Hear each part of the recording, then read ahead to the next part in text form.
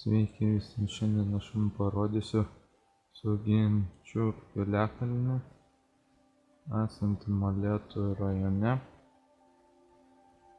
Jį naudoja 1 tūkstantmečio prieš mūsų erą antroje pusėje ir iki 2 tūkstantmečio prieš mūsų erą pradžioje. Jo aukštis yra tik 6 metrai.